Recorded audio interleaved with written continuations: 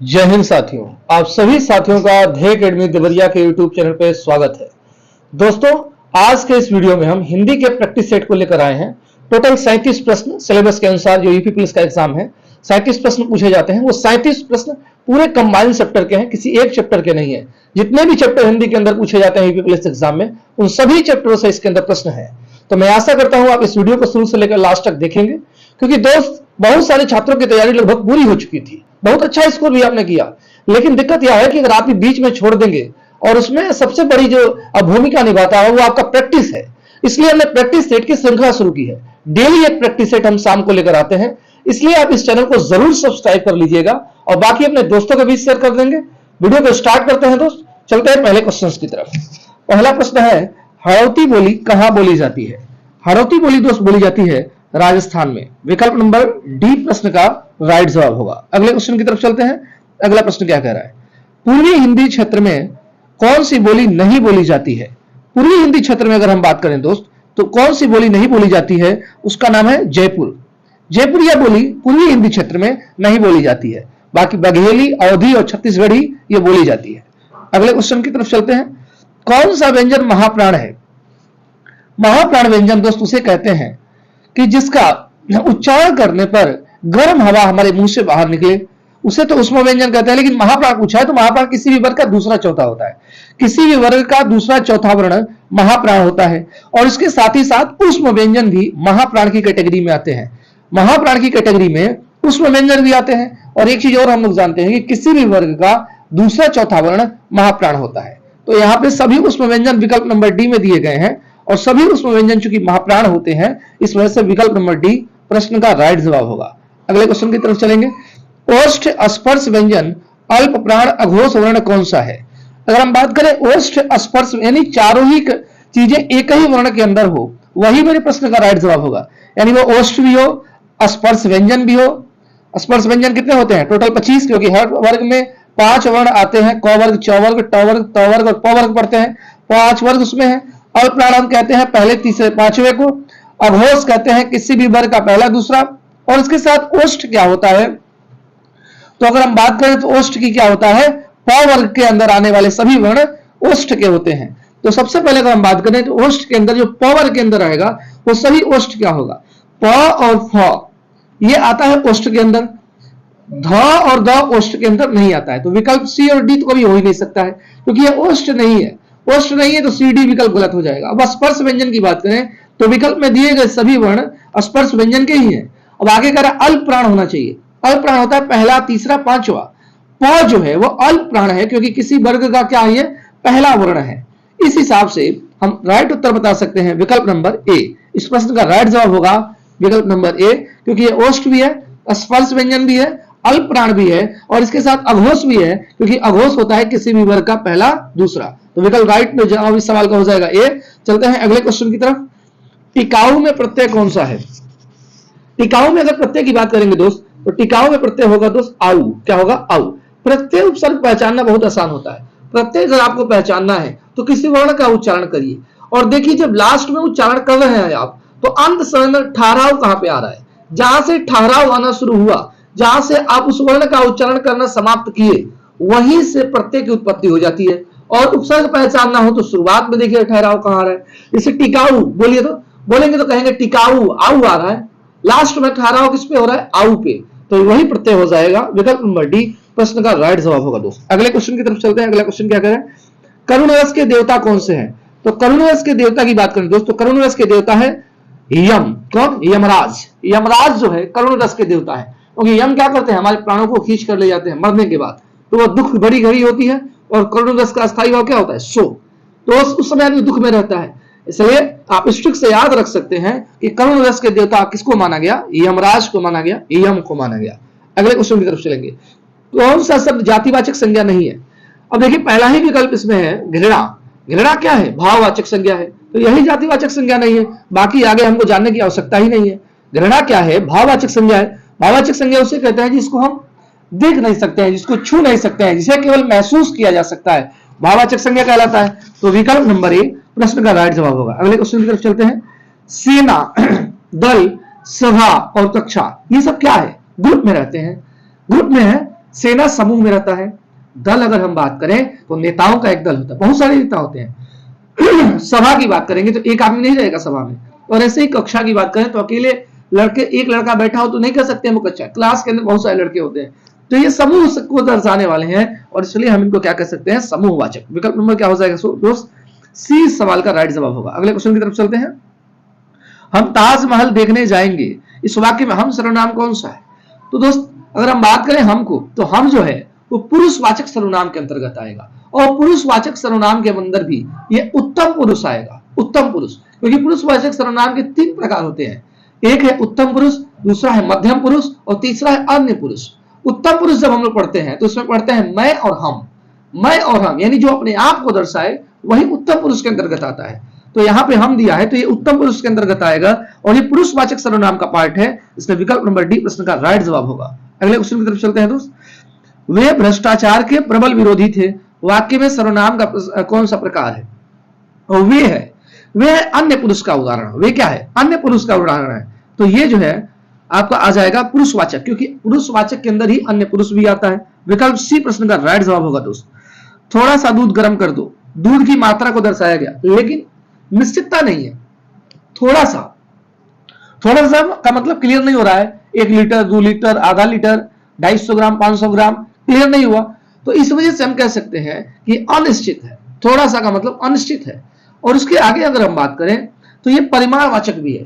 भाई जिस चीज की माप तौल की जाती है उसको हम परिमाणवाचक विशेषण के अंदर पढ़ते हैं। दूध की माप तौल की जाती है, इसलिए परिमाणवाचक होगा, लेकिन यहाँ पे थोड़ा शब्द लगा है इसलिए हम कह सकते हैं अनिश्चित परिमाणवाचक होगा। विकल्प डी प्रश्न का बिल्कुल राइट जवाब होगा दोस्त। अगले क्वेश्चन की तरफ चलते हैं। अगला प्रश्न क्या कह रहा है? गांव का पहला लड़का यूपी पुलिस में भर्ती हुआ, इस वाक्य में पहला शब्द किस प्रकार का विशेषण है? तो याद रखिएगा, पहले शब्द की अगर हम बात करें तो जब भी क्रम को दर्शाने वाली संख्या आएंगी ना, सबसे पहले अगर हम बात करें तो पहला जो है वो संख्यावाचक विशेषण है। और संख्यावाचक विशेषण के अंतर्गत पहला, दूसरा, तीसरा, चौथा, पांचवा, यानी इस तरीके से अगर क्रम बताए तो याद रखिएगा वो क्रमवाचक के अंदर आएगा। तो विकल्प नंबर सी राइट जवाब होगा। ठीक है, संख्यावाचक विशेषण के अंतर्गत हम लोग क्रमवाचक को पढ़ते हैं। अगले क्वेश्चन की तरफ चलते हैं। आम खाया जाता है, इस वाक्य में कौन सा वाच्य है? तो यहां पे जो है कर्ता मौजूद नहीं है, खाया जाता है, कर्म मौजूद है, तो इसलिए हम कह सकते हैं आपका कर्मवाच्य यहां पे होगा। कौन सा होगा? कर्मवाच्य। आम खाया जाता है, कौन खाया है आम? पता है? नहीं पता है, नहीं पता है ना। कौन से प्रश्न करने पर कर्ता का जवाब मिलता है, और अगर कर्ता मौजूद होता तो यहाँ पे मिल जाता। कर्ता यहाँ मौजूद ही नहीं है, इसलिए हम इसको कृतवाच्य नहीं कह सकते हैं। हाँ, कर्म जरूर हुआ है, आम खाने का काम जरूर हुआ है, इसलिए हम इसको क्या कह सकते हैं? यह है आपका कर्मवाच्य। अगले क्वेश्चन की तरफ चलते हैं दोस्त। अगला प्रश्न, प्रेरणार्थक क्रिया कौन सी है? प्रेरणार्थक क्रिया ऐसी क्रिया होती है जिसमें कर्ता स्वयं न कार्य करके दूसरे से काम करवाता है। जैसे सिखलाना, खुद नहीं सीखा, दूसरे को कह रहा है सिखवाने के लिए, तो दूसरे से जब भी काम कराया जाए वहां होता है प्रेरणार्थक क्रिया। आना और वाना इसके अंदर लास्ट में आता है, एक सामान्य सी पहचान हो जाती है कि किसी शब्द के लास्ट में अगर आना और वाना हो तो याद रखिएगा वो प्रेरणार्थक क्रिया है। तो सिखलाना जो है यहाँ प्रेरणार्थक क्रिया हो जाएगा। विकल्प नंबर डी प्रश्न का राइट जवाब होगा। संभव है कि कल मेरा परिणाम निकलेगा, इस वाक्य में अब संभावना पहले ही दर्शाई गई और भविष्य की बात है तो संभाव्य भविष्य होगा। क्या होगा दोस्त? संभाव्य भविष्य इस प्रश्न का राइट जवाब होगा। अगले प्रश्न की तरफ चलते हैं। बारिश हो रही थी, इस वाक्य में किस काल का बोध करा रहा है? याद रखिएगा, बारिश हो रही थी, था, थी, थे भूतकाल को दर्शाते हैं। अगली चीज बोला हो रही थी, अब काम जारी है। अगर भूतकाल में कोई काम जारी हो तो उसे हम पढ़ते हैं अपूर्ण भूतकाल के अंतर्गत, यानी विकल्प सी राइट जवाब होगा इस सवाल का। अपूर्ण भूतकाल की परिभाषा ही कहती है कि भूतकाल में अगर कोई कार्य जारी हो अपूर्ण भूतकाल कहलाता है। बारिश हो रही थी अपूर्ण भूतकाल के अंतर्गत आएगा। विकल्प नंबर सी प्रश्न का राइट जवाब होगा। अगले क्वेश्चन की तरफ चलते हैं। वह परसों ही जाने की तैयारी में है। परसों शब्द क्या है? आप कह स्थानवाचक, कालवाचक, रीतिवाचक, तो परसों क्या है? परसों समय को दर्शाता है। कल, आज, 2004, 2005, 2024, 2028, ये जितने भी समय सूचक शब्द हैं ये समय को ही दर्शाएंगे। और समय सूचक शब्द जो है वो कालवाचक के अंदर आते हैं, तो कालवाचक क्रिया विशेषण होगा। विकल्प नंबर बी प्रश्न का राइट जवाब होगा दोस्त। अगले क्वेश्चन की तरफ चलते हैं। आपसे वर्षों बाद फिर आ गया वर्ष, तो वर्ष क्या है? टाइम को दर्शा रहा है। क्रिया विशेषण के अंतर्गत समय सूचक को जो दर्शाएगा उससे तो हम कहेंगे क्या? कालवाचक क्रिया विशेषण। विकल्प डी प्रश्न का राइट जवाब होगा। अगले क्वेश्चन की तरफ चलते हैं। जिसे इंद्रियों से अनुभव ना किया जा सके, इंद्रियों से अनुभव ना किया जा सके दोस्त, उसे कहते हैं हम लोग अतीन्द्रिय। क्या कहते हैं? अतीन्द्रिय। अति माने होता है दूर, इंद्रिय माने होता है इंद्रिय, इंद्रिया। तो इंद्रियों से दूर हो उसे हम कहेंगे अतीन्द्रिय। विकल्प नंबर ए प्रश्न का बिल्कुल राइट जवाब होगा। ठीक है, हाँ, इस बात को याद रखेंगे। और बाकी जो इंद्रियों को जीत लिया हो उसे जितेंद्रिय कहते हैं। अगले क्वेश्चन की तरफ चलेंगे। जिसे कभी बुढ़ापा न आए, इस वाक्यांश के लिए सही शब्द कौन सा है? बुढ़ापा न आए, इसके लिए सही शब्द है दोस्त अमर, सॉरी, हाँ अजर होगा, अजर, अजर, क्योंकि जो कभी न मरे उसे अमर कहते हैं। आज इसके कभी बुढ़ापा न आए, क्योंकि जरा का मतलब होता है, जरा का मतलब होता है अवस्था, और अजर माने जिसकी अवस्था ही ना गिरे, यानी जो कभी बुरा ही ना हो उसे ही हम कहते हैं अजर। तो अजर है विकल्प नंबर डी प्रश्न का राइट जवाब होगा। जिसे कभी बुढ़ापा ना आए उसे हम कहते हैं अजर, और जो कभी ना मरे उसे हम कहते हैं अमर। ठीक है, अगले क्वेश्चन की तरफ। अंगारों पर पैर रखना मुहावरे का सही अर्थ है। अंगारों पर पैर रखना मुहावरे का सही अर्थ है दोस्त जोखिम मोल लेना, क्योंकि अंगारों पर पैर रखेंगे तो निश्चित रूप से आपका पैर जलेगा, आप निश्चित रूप से एक नए तरीके का रिस्क ले रहे हैं, तो जोखिम मोल लेना होगा, अंगारों पर पैर रखना। विकल्प बी राइट जवाब होगा। नाक का बाल होना, नाक का बाल होना मुहावरे का अर्थ होता है दोस्त अधिक प्रिय होना।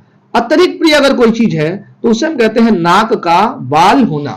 याद रखेंगे, बहुत अच्छा मुहावरा है, नाक का बाल होना। किसी को बोलना है कि बहुत प्रिय है मेरा, तो आप उसको मुहावरे के रूप में ऐसे बोल सकते हैं, नाक का बाल है मेरा वो। ठीक है, अगले क्वेश्चन की तरफ चलेंगे। रसोई घर में कौन सा समास है? तो रसोई घर का अगर विग्रह करेंगे तो रसोई के लिए घर, और रसोई के लिए अगर घर होगा तो रसोई घर होगा, और के लिए क्या है? कारक चिन्ह है। जिस समासिक शब्दों का विग्रह करने पर कारक चिन्ह आ जाए उसे हम तत्पुरुष समास के अंतर्गत पढ़ते हैं। विकल्प नंबर डी राइट जवाब होगा। अगले क्वेश्चन की तरफ चलते हैं दोस्त। जिस समास में पूर्व पद गौण और उत्तर पद प्रधान हो उसे कौन सा समास कहते हैं? तो पूर्व पद गौण यानी कि पूर्व पद की उतनी प्रधानता नहीं है, प्रधानता किसकी है? उत्तर पद की।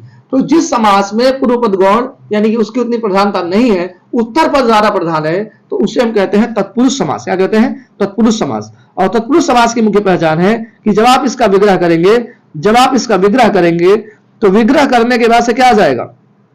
कारक चिन्ह आ जाएंगे, और इसलिए इसको हम तत्पुरुष समास के अंतर्गत रख सकते हैं। विकल्प सी राइट जवाब होगा दोस्त। अगला क्वेश्चन। रेखांकित शब्द की वर्तनी शुद्धि के लिए एक विकल्प चुनिए। विश्लेषण करने पर ज्ञात हुआ कि वह उसकी अपनी रचना नहीं थी।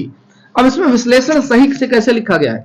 तो विकल्प सी में चले जाइए, यही सही तरीके से लिखा गया विश्लेषण शब्द है, इसलिए इस प्रश्न का राइट जवाब होगा विकल्प नंबर सी। अगले क्वेश्चन की तरफ चलते हैं। शुद्ध वर्तनी वाला शब्द चुनना है दोस्त। अध्ययन, कई बार आप इसको चीज सुने होंगे, देखे भी होंगे, तो अध्ययन जो है विकल्प नंबर ए में सही लिखा गया है, और आधा द य और न। ठीक है, अध्ययन। आगे चलते हैं अगले क्वेश्चन पे। अशुद्ध वाक्य का चयन कीजिए। अशुद्ध वाक्य का चयन कीजिए, जिसमें कह रहा है वे भारत के भावी प्रधानमंत्री हैं, सही है। वह दंड देने योग्य है, यह भी सही है। वह सोमवार को आएगा, यह भी ठीक है। इसकी कमीज नहीं है, इसकी कमीज नहीं है, इसको लिखना चाहिए उसकी कमीज नहीं है ना, इसकी नहीं उसकी, तो यहां पे होना चाहिए उसकी, यहां पे दिया है इसकी, इसलिए आंसर क्या होगा? विकल्प नंबर डी यहां पे अशुद्ध है। अगले क्वेश्चन की तरफ चलेंगे। रोला और उल्लाला के मिलने से क्या बनता है? रोला और उल्लाला के मिलने से दोस्त छंद के अंदर हम इस चीज को पढ़ते हैं और बनता है क्या? छप्पय। क्या बनता है? छप्पय। रोला और उल्लाला के मिलने से छप्पय का निर्माण होता है। अगला क्वेश्चन। आलोक का विलोम क्या है? आलोक का मतलब होता है दोस्त प्रकाश। आलोक का मतलब क्या होता है? प्रकाश। और प्रकाश का ठीक विलोम अगर हम बात करें तो तिमिर होगा, अंधकार। तिमिर का मतलब क्या होता है? अंधकार। आलोक का अर्थ होता है प्रकाश और तिमिर का अर्थ होता है अंधकार। विकल्प सी प्रश्न का राइट जवाब होगा। ज्योति का विलोम क्या है? ज्योति का मतलब होता है प्रकाश और तम का मतलब होता है अंधकार। विकल्प नंबर बी प्रश्न का राइट जवाब होगा। कौन सा शब्द भ्रमर का पर्यायवाची नहीं है? तो याद रखिएगा, सिलिमुख, मिलिंद और चंचरीक ये भ्रमर के पर्यायवाची हैं, लेकिन सलभ जो है ये भ्रमर का पर्यायवाची नहीं है। विकल्प नंबर ए प्रश्न का राइट जवाब होगा दोस्त। अगले क्वेश्चन की तरफ चलते हैं। प्रेरणार्थक क्रिया, फिर आगे क्या सवाल? प्रेरणार्थक क्रिया, चलिए कोई बात नहीं, इस सवाल ये रिपीटेड है। कार्य खुद ना करके दूसरे से काम कराया जाए, प्रेरणार्थक क्रिया होती है, तो यहां पे होगा दोस्त सिखलाना। ठीक है, चलिए अगले क्वेश्चन की तरफ चलते हैं। कुछ ही शब्द का तद्भव रूप क्या होगा? तो छतरी वाला छ जो है, जब हम तद्भव बनाते हैं, क्योंकि छतरी वाला छ जहां पे आता है वो सामान्यतः तत्सम के शब्द होते हैं, और इसका अगर तद्भव बनाते हैं तो छतरी वाला छ जो है, छतरी वाला छ की अगर हम बात करें तो ये बदल जाता है दोस्त, ये बदल जाता है खरगोश वाला ख में।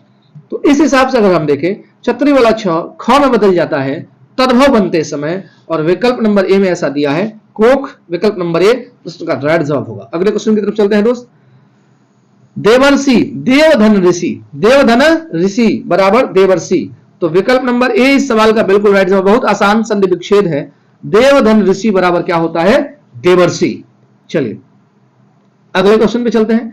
रामायण और महाभारत का समय हो गया पर ये ग्रंथ अभी तक नए हैं, तो ये अगर हम बात करें दोस्त, इस सवाल का राइट जवाब होगा विकल्प नंबर डी कालातीत। कालातीत का मतलब पुराने हो गए। रामायण और महाभारत का समय पुराना हो गया, लेकिन अभी ये ग्रंथ क्या है नए हैं, तो कालातीत का मतलब क्या हो गया पुराना। कालातीत का मतलब काल मन होता है समय, अतीत मन पहले के समय के, पहले के समय के पुराने ग्रंथ हैं, लेकिन अभी तक ये नए हैं, ज्वलंत हैं और मानव समाज को एक शिक्षा दे रहे हैं। तो विकल्प डी प्रश्न का राइट जवाब होगा। कौन सा शब्द गो का अर्थ नहीं है? गो का अर्थ देखिए दोस्त नदी होता है, इंद्रिय भी होता है, गाय भी होता है, लेकिन गज गो का अर्थ नहीं होता। विकल्प नंबर बी प्रश्न का राइट जवाब होगा। गो का अर्थ क्या नहीं होता? गज नहीं होता है। अगले क्वेश्चन की तरफ चलते हैं। वही मनुष्य है जो मनुष्य के लिए मरे। मनुष्य शब्द दो बार आया, एक शब्द दो बार आया, लेकिन इसके अर्थ क्या है अलग अलग है। एक मनुष्य मानवता की बात कर रहा है, एक मनुष्य मानव की तरफ संकेत कर रहा है। एक शब्द दो बार आए, लेकिन दोनों का अर्थ जब अलग अलग हो तो वहां दोस्त कौन सा अलंकार होता है? वहां होता है यमक अलंकार, यमक अलंकार। इसलिए इस प्रश्न का राइट जवाब होगा विकल्प नंबर ए। तो मैं आशा करता हूं ये वीडियो आपको पसंद आई होगी। ये 37 प्रश्न आज का पहला प्रैक्टिस सेट था मेरा हिंदी का। बाकी रेगुलरली ऐसा नहीं कि आज पहला दिन, जब तक आपका यूपी पुलिस का एग्जाम नहीं हो जाएगा प्रतिदिन हम इसी तरीके से हिंदी का, रीजनिंग का, मैथ का, जीके का, हर एक सब्जेक्ट का प्रैक्टिस सेट यूपी के लिए, यूपी पुलिस के लिए हम लेकर आते रहेंगे। आपसे दोस्त बस इतनी मुझे आशा है कि आप मुझे थोड़ा सा सपोर्ट करेंगे, और सपोर्ट इस तरीके से करना है कि बस आपको इस चैनल को सब्सक्राइब कर देना है, अपने दोस्तों के भी शेयर कर देना है, ताकि इसी तरीके का हम भी वीडियो आपको सामने लेकर आते रहे। मोटिवेशन मिलता है दोस्त, जितने आप सब्सक्राइबर्स बढ़ते हैं, जितना आप लोगों का सपोर्ट मिलता है, जितना व्यूज आता है, तो एक न एक तरीके से शिक्षक को मोटिवेशन मिलता है कि यार हमको करना चाहिए, लड़के देख रहे हैं। इसलिए आपसे अनुरोध है कि आप जरूर से जरूर इस चैनल को सब्सक्राइब करें, अपने दोस्तों के बीच शेयर करें। बाकी फिर मिलेंगे हम आपसे नेक्स्ट वीडियो में, तब तक के लिए धन्यवाद।